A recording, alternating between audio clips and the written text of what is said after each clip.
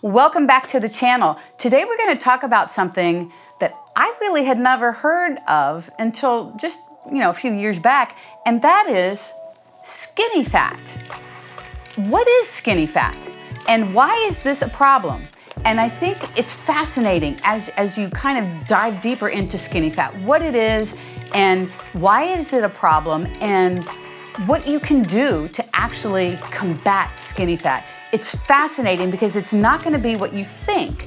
So what I want to do today is we're going to talk about what it is, what is skinny fat, and why it maybe got that name. We're going to talk about the actual problem, the frustration with skinny fat. And then we're going to talk about what you can actually do to take care of this situation and move forward. So go grab your coffee and let's get started.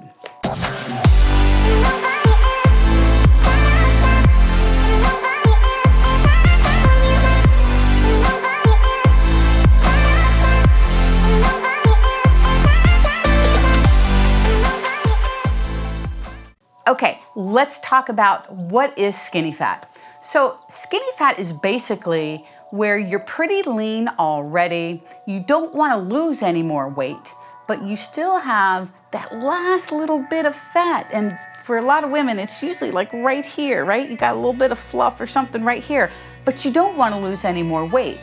You could very well be pretty happy with where you are, except for this last teeny tiny little bit of fat that you would love to say goodbye to, finally, once and for all.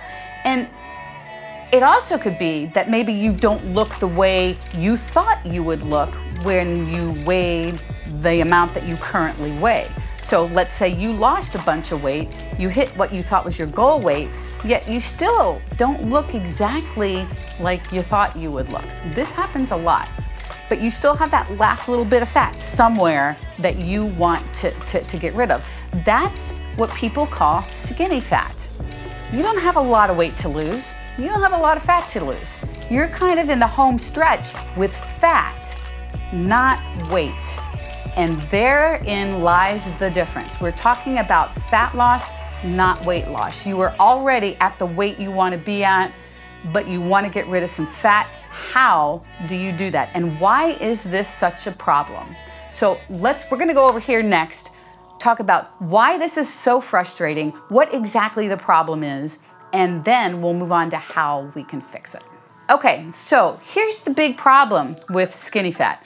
We keep hearing over and over and over that if you want to lose fat, you have to be in a calorie deficit. We all know that and we've heard it a million times over, right? So you're thinking to yourself, okay, I've still got fat on me that I want to lose. So I need to be in a calorie deficit, which has a lot of merit to it, right?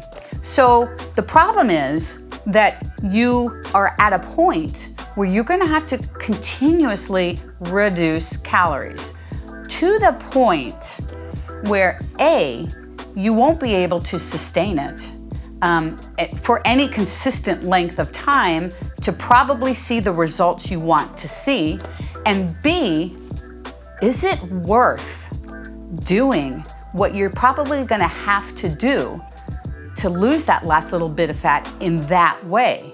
That's a significant issue and a question you want to ask yourself, because if you're reducing your calories to some minute amount, 1,000 calories or something, just to lose this last little bit of fat, you won't be able to sustain it. You will probably be miserable. And then you're going to be like, why am I doing this? Because it's not working. Because you're spinning your wheels. You can't be consistent with it.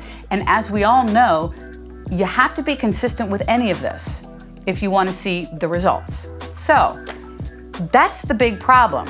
You have just a little bit of fat left to lose. You're going to have to reduce your calories. It's going to be not fun, hard to sustain. And then really, is it going to be worth it in the end to go through what you may have to go through to lose just a little bit of fat? I'm here to say, I don't think you have to do it that way. I think there's another way that you can tackle this and get the results you want. So let's go on to the solution. So let's talk about the solution. I have seen this work time and time again, but the interesting part about this is it's not intuitive. It's not something that you would think would be the answer, but I want you to stay with me through this, and maybe you'll understand more at the end why this is probably your best solution for skinny fat. I think you ought to try this. Instead of reducing your calories more, I want you to increase your calories a little bit more. And before you gasp and spit out the coffee and like, what? Susan, are you nuts? Hear me out. I don't want you to go into a feeding frenzy. What I want you to do is to gradually add calories back in to where you're in a maintenance mode. And if you don't know exactly the best way to do that, I have a video here on YouTube where I walk you through the best way to go from being in a deficit to maintenance and how to do it strategically without gaining a ton of weight and having fat come on, all that kind of stuff. You will be in control, and you're gonna feel great. The reason I want you to go into maintenance for this is because A, you're gonna have a little bit more energy on board with a little bit more calories, and that can translate into your workouts, because that's where your focus now needs to be. Instead of worrying about your nutrition and being in a deficit, give yourself a mental break from that. We're gonna take our focus from being in a deficit to maintenance, and you're gonna kind of get into that maintenance mode and get into a groove with maintenance, okay? And then our focus now is going to shift to the gym. And what do you need to do different in the gym? You need to get into a structured muscle building program, because that's the solution. The solution is to build muscle, not lose more fat. So how is that gonna work? The thing is, when you build muscle, you start getting that lean, defined look that most everybody wants. People always say, I wanna lose weight. But the reality is, most people want to lose fat. Because if you've been skinny fat, you've already seen that just losing the weight is not gonna get you where you wanna be. So now we need to take a different approach and go the other direction and put on some muscle.